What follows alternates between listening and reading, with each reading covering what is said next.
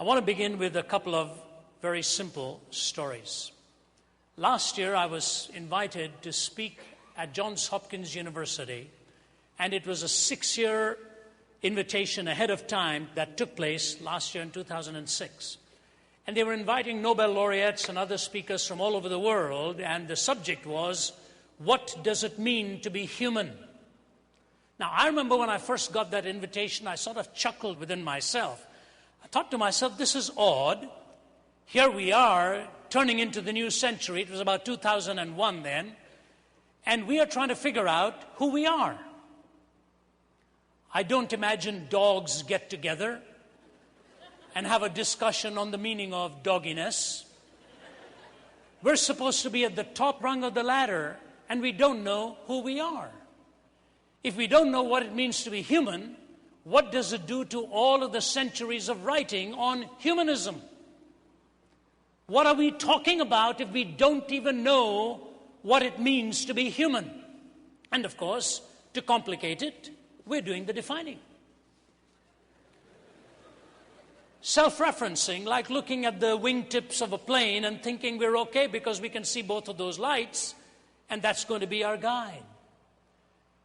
What does it mean to be human? Do you realize at this time in philosophical history and cultural history, especially in the West, we don't know what it means to be human. We don't know what it means to be normal in sexual expression. We do not know what is normative for a home. We do not know when life actually becomes a human life. And now we are talking about all kinds of fanciful dreams and projects about how we're going to tailor-make ourselves when we actually do not have a blueprint of what we are meant to be. Illustration number one. Illustration number two. A little over a year ago, there was a horrific accident in which several Taylor University students and staff were killed. Many of you remember this story. It was April of 2006. And in the midst of all of the chaos, as that huge truck had plowed into this van and basically decimated several lives and mangled them, the Van Ryn family was informed that their daughter Laura, somehow as badly battered as her body was, managed to survive. So the rest of the families flew in, conducted the funerals, and the Van Ryn family kept watch by the bed of their daughter. Day after day went by, and this puffy face and the bloodied body, as it were, gradually began to regain a semblance of consciousness, and then clarity and clarity and a little more clarity. And one day, the fiancé of the young girl looked to the parents and said, something is wrong. Something is wrong. This doesn't sound like Laura. She's not answering the questions the way I think she would, even if she had a little bit of clarity. And then one morning came, and when they called her Laura, she said, why do you keep calling me Laura? I'm not Laura. I'm Whitney.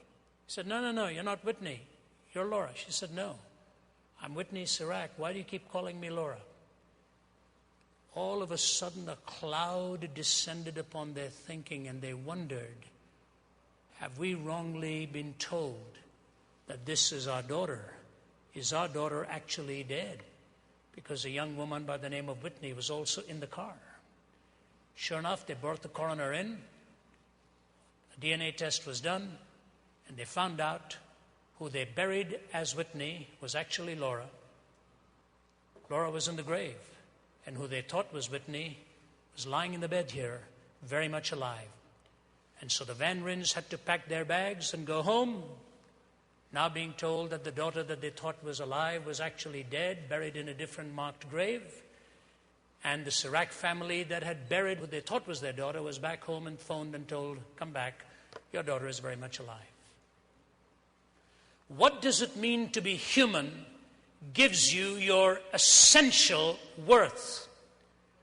What it means to be you as an individual gives you God's prerogative of reflective splendor. Can I repeat that for you? As a human being, you have essential value. But who you are as an individual gives you that extraordinary privilege of being conformed to the image of God, with the distinctiveness of the way he has fashioned you and pulled the threads together in your life. The Bible tells us of the time the Pharisees arrived and spoke to Jesus, and they were taking their turns, first the Pharisees, then the Sadducees, then again the Pharisees. And one of the Pharisees looked at Jesus and he asked him a question. Is it all right to pay taxes to Caesar? I have to say many, many times I have wished passionately Jesus had answered that question differently. I wish so much he'd say absolutely not. And then come April every year, how wonderful to look like a martyr with transcendent leverage for being a rebel against society. Saying, no, I am following in the footsteps of Jesus. Jesus looked at him and said, do you have a coin? Well, I took out a coin, and Jesus looked at it and said, whose image do you see here? He said, that's Caesar. He said, give to Caesar that which is Caesar's, and give to God that which is God's. The inauthentic questioning posture of the Pharisee was instantly revealed. Do you know why? He should have had a follow-up question.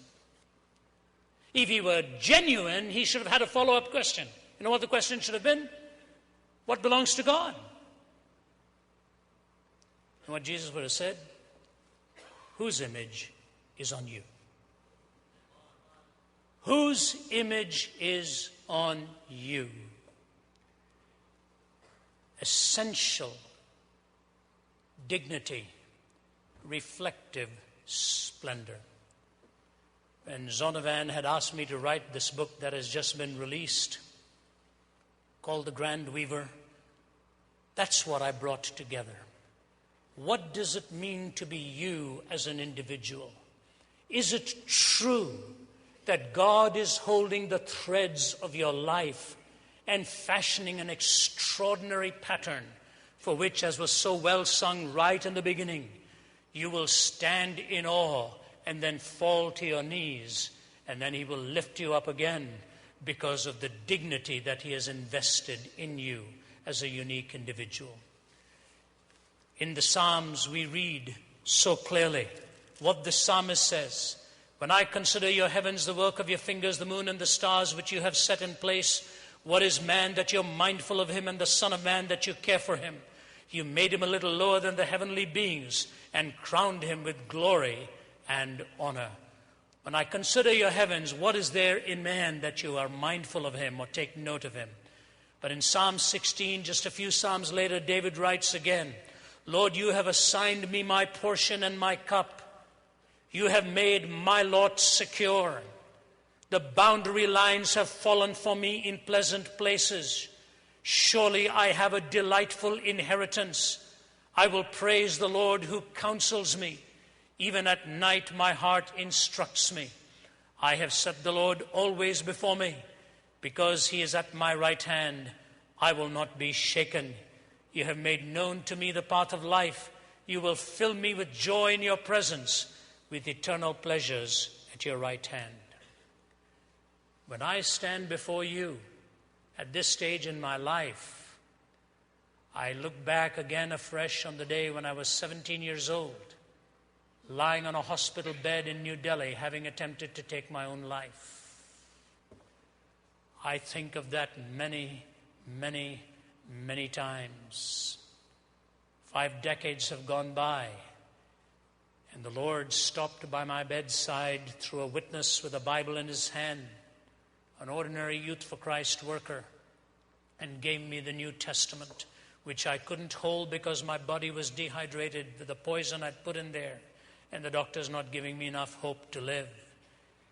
And yet, as my mother in her broken English read from the King James language to me the verse that he'd opened up for her, Jesus said, because I live, you also shall live. John 14:19. He has a plan for you, folks, and I don't say that lightly. He's got the threads that he's holding. He who paused by the bedside of a beleaguered individual 15,000 miles away in an ordinary hospital room to tell me that he had a plan for life for me, he will stop by your chair, by your bedside, by your desk. I don't know what you're struggling with today, but the grand weaver is holding the threads. And if you will but respond to his nod and move the shuttle at his will, at the end you will see the grand design that he had in his mind all along. This book has 8 chapters in it.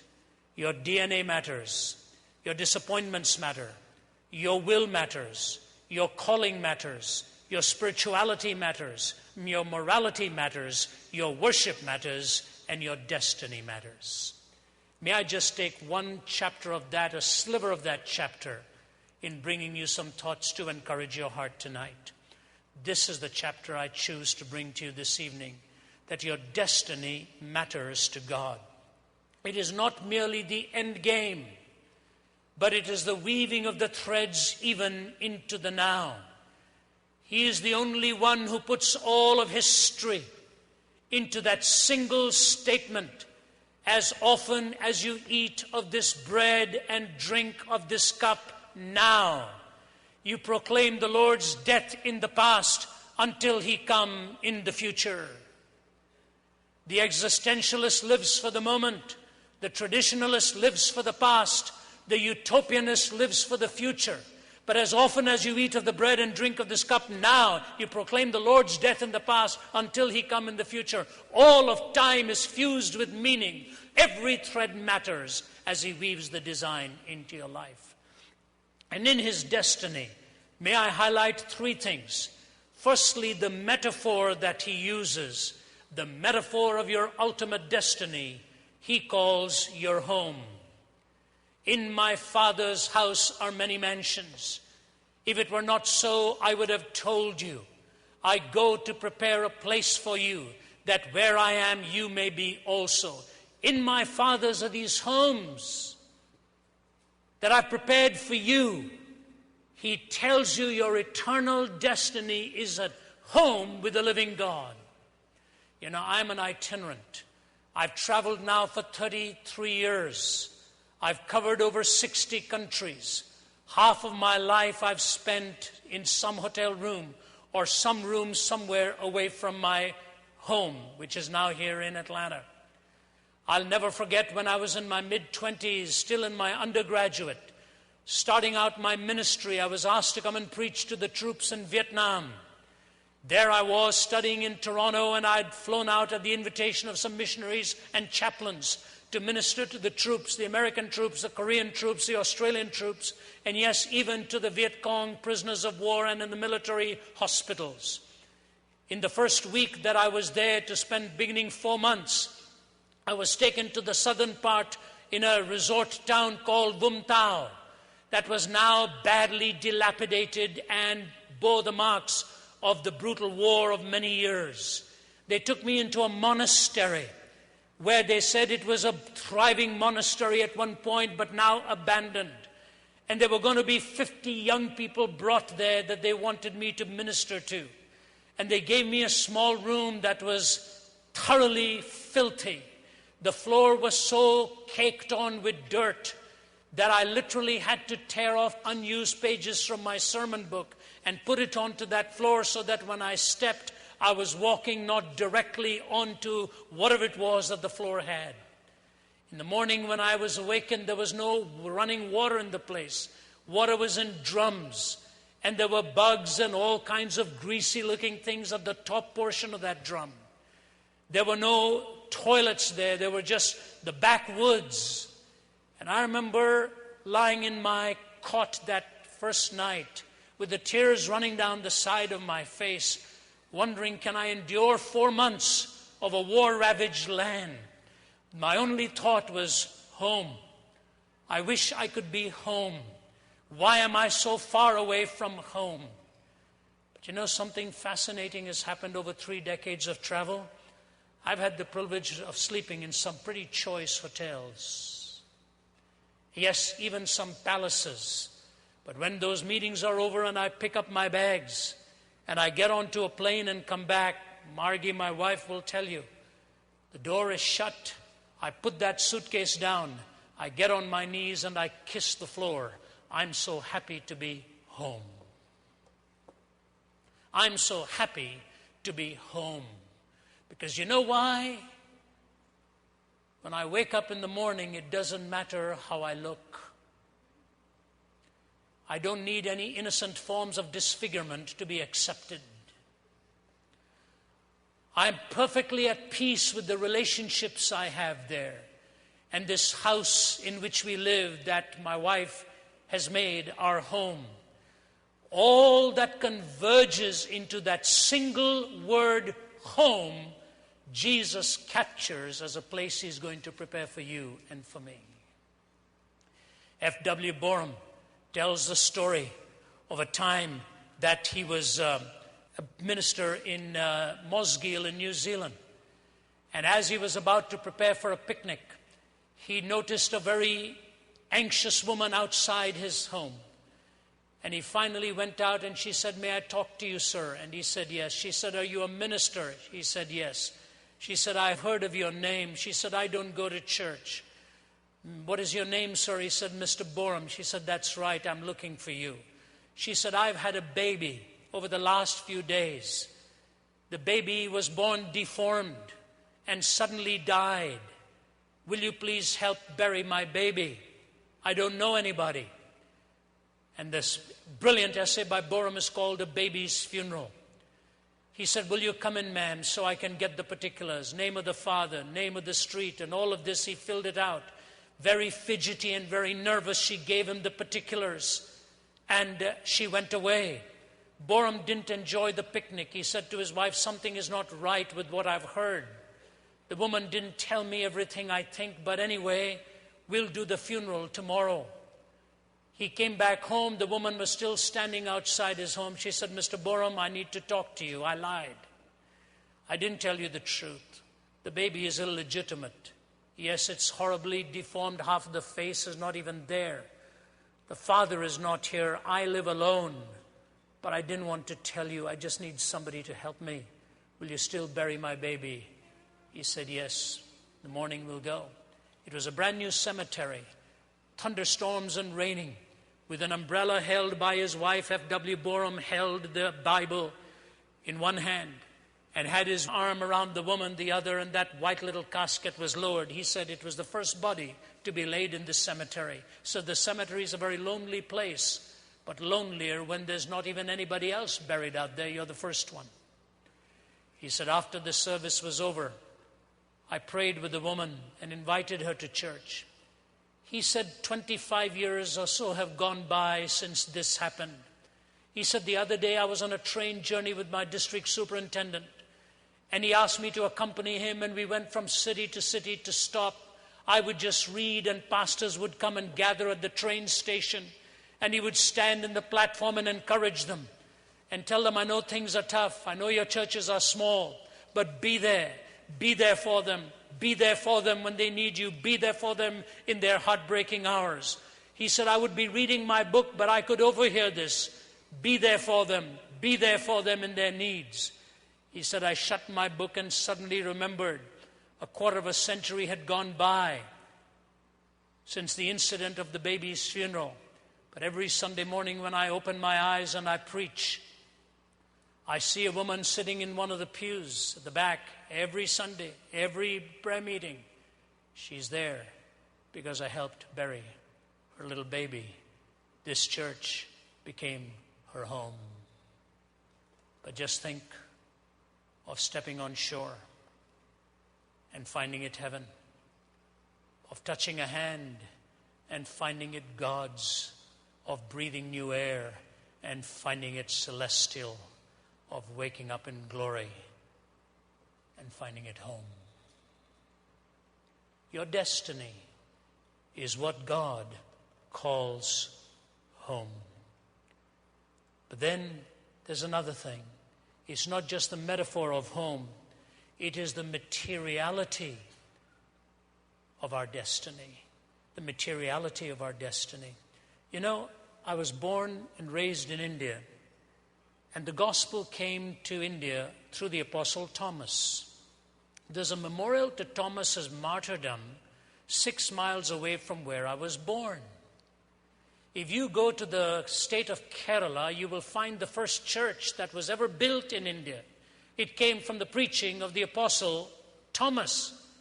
This is the Thomas who in John chapter 14 said to Jesus, "We don't know where you are going.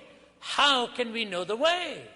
And Jesus said to him, "I am the way, the truth, and the life. No one comes unto the Father except through me." He gave to Thomas the words of exclusivity. Thomas went to a land of 330 million deities to tell them there was one way. But after Jesus died, something absolutely fascinating happened. The women came and saw the empty tomb out there. And as they're walking around looking for where the body is, Mary hears a voice calling her by name.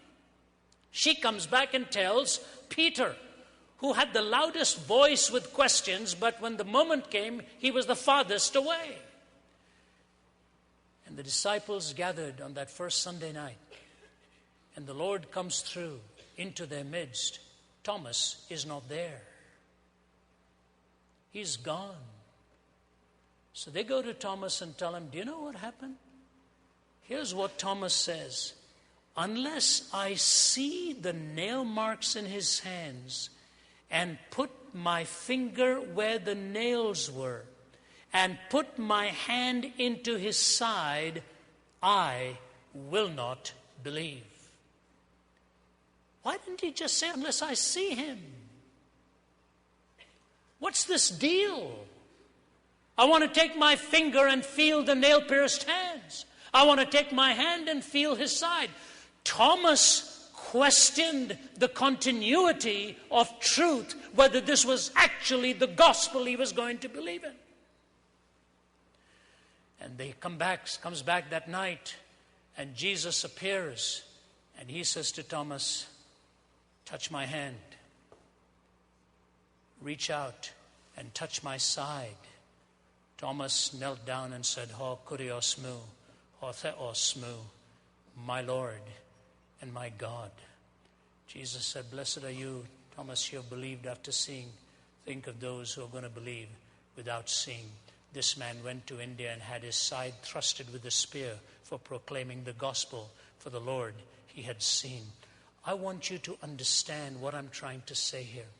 What I'm trying to say here is that in the materiality of our destiny, there is going to be a connection between the body that we could recognize, but a transcendence of the soulishness that gives us that individuality, but at the same time gives us that eternal sense where touch reaches the deepest depths of your longing, not just of the flesh, but of the soul. I am convinced more and more that the cross, which is the centerpiece of the gospel, is not understood by most of us because it is the eternal counter perspective of God. And when we stand before him in his presence, for the first time we will see, touch, and feel the gospel that we have to this point only merely heard. Something of enormous significance will take place when we can see those nail-pierced hands and feel that spear-thrusted side. 2 years ago, the United Nations asked me if I would come and speak at their opening prayer breakfast. This was the second time I was asked to speak. So it was fascinating what they asked me to speak on. They asked me to speak on navigating with absolutes in a relativistic world.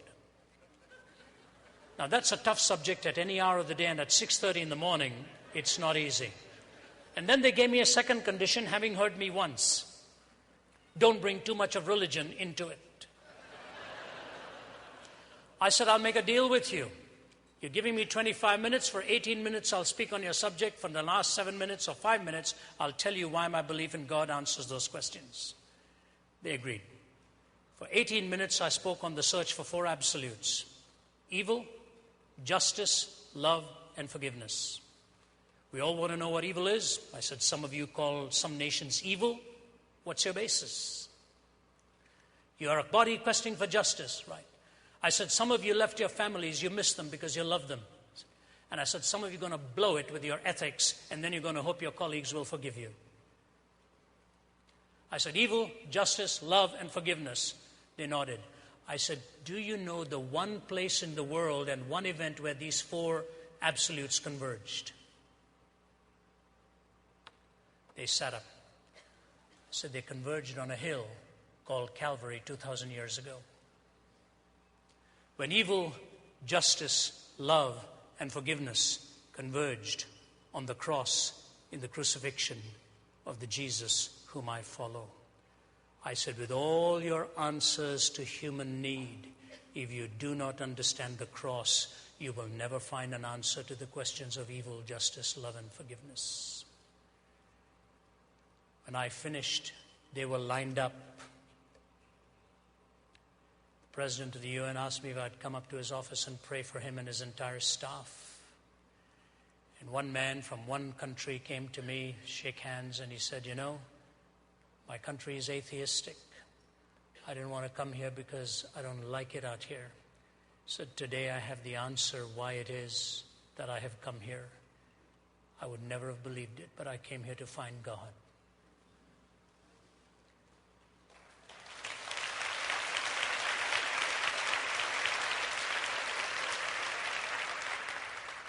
I'll move to my final point and keep it brief. But before that, some time ago, I was in Jerusalem along with the former Archbishop of Canterbury, 4 or 5 others, and we were meeting with one of the founders of Hamas, Sheikh Talal. He'd served 18 years in prison, muscle-bound, hard in his home. We'd had a solid lunch with all of his family. His son had just been released from prison. He'd lost many of his children. Each one of us was allowed to ask one question. My question to him was, what do you think of suicide bombing? I didn't like his answer. So I leaned forward in the smoke-filled room and all of his cohorts around. I said, Sheikh Talal, you and I may never see each other again. I want to say one thing to you, sir. I said, 5,000 years ago, a man called Abraham, who you know and you follow, took his son up to a mountain not far from where we are seated. Do you remember that story? He said, yes. I said, you say he took his son Ishmael? We as Christians believe it was Isaac. I said, at this point, it really doesn't matter. So that's not the point I want to make. He took his son, and as the blade is about to come down, God stopped his arm and said, stop. I said, do you remember what God said? He shook his head. I said, God said, stop, I myself will provide. I said, Sheikh, very close to where you and I are seated 2,000 years ago, God kept that promise. He took his son, and this time the blade did not stop. I said, before I leave, I want to say something to you. You and I will keep offering our sons and daughters on the battlefields of this world for land and power until we receive the son that God himself has offered.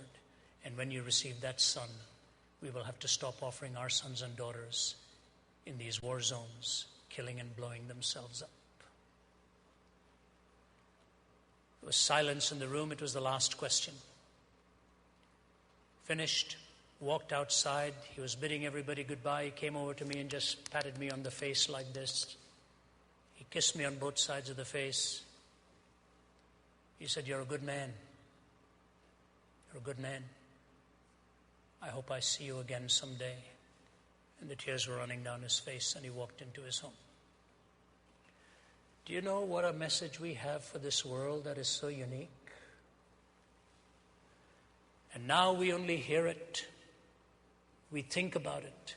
We don't understand so much of it. Thomas Merton said this about communion, because I believe one day we will see that face to face and understand. Listen to what Merton said. He said, I left the altar rail and went back to the pew where the others were kneeling like 4 shadows, 4 unrealities, and I hid my face in my hands in the temple of God that I had just become. The one eternal and pure sacrifice was offered up to the God dwelling inside me. The sacrifice of God to God. Christ born in me, a new Bethlehem. Sacrificed in me his new Calvary. Risen in me the new empty tomb. Offering me to the Father in himself. Asking the Father, my Father and his, to receive me into his infinite and special love. Not the love he has for all things that exist, for mere existence as a token of God's love, but the love of those creatures who are drawn to him in and with the power of his own love for himself. When you and I commune, Bethlehem, Calvary, and the empty tomb converge in that experience in memoriam. When you and I arrive at the gates of heaven,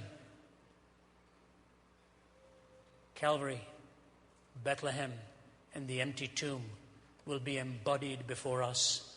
I believe for the first time we will feel the Spirit touched in a way it has never been touched before.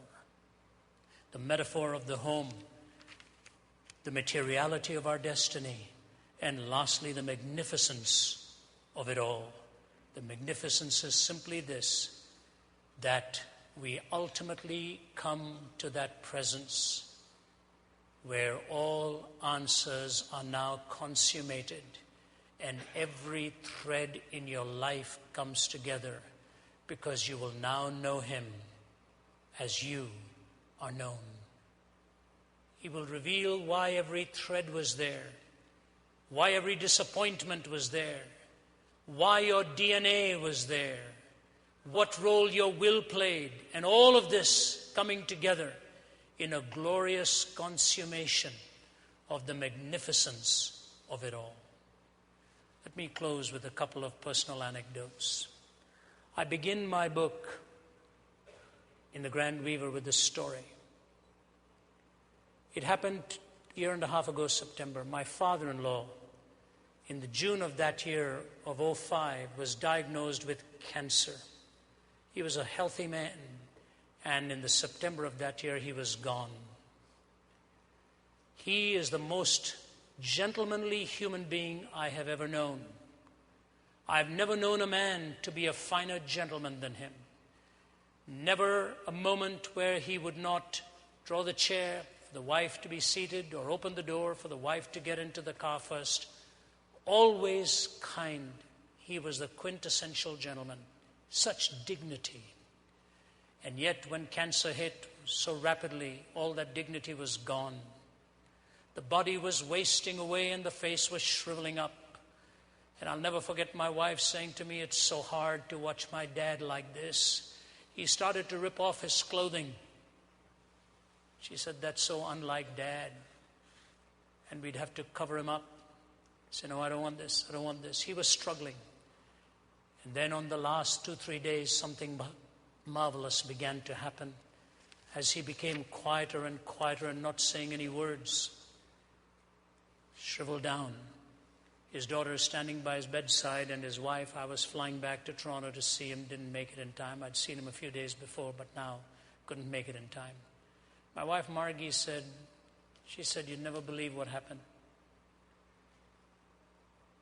He had not spoken for a long time.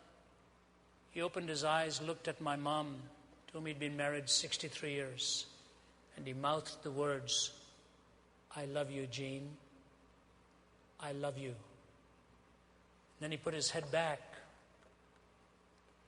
and he lifted his eyes to the heavens, and he said one word, "Amazing. That's amazing." And he was gone.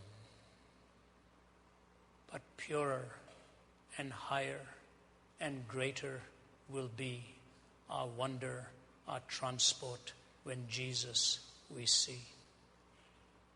Eye has not seen, ear has not heard, neither has entered into the heart of man the things which God had prepared for them that love him. I don't know what thread is being poured into your life now. Listen to his nod and respond, because one day the Grand Weaver will show you why that design was poured into you for reflective splendor. May I close with the words of one of my favorite songs sung by a famous tenor, Kenneth McKellar. Seated one day at the organ, I was weary and ill at ease, and my fingers wandered idly over the noisy keys. I know not what I was playing or what I was dreaming then, when I touched one chord of music like the sound of a great amen. It flooded the crimson twilight like the close of an angel's psalm. It lay on my fevered spirit like the touch of infinite calm. It quieted pain and sorrow Like love overcoming strife, it seemed the harmonious echo o'er our discordant life. It linked all perplexed meanings into one perfect peace and trembled away into silence as if it were loath to cease. I have sought, but I seek it vainly, that one lost chord divine which came from the soul of the organ and entered into mine. It may be that death's bright angel will speak in that chord again. It may be that only in heaven I shall hear the grand Amen. It may be that only in heaven I shall hear that grand Amen. I wish I could sing it to you, but it would ruin it for you. May God bless you, and may the grand weaver weave his pattern in your life for essential value and reflective splendor. Keep doing what you're doing for his glory, because you will touch some life and put a thread into a life for that grand design. God be with you.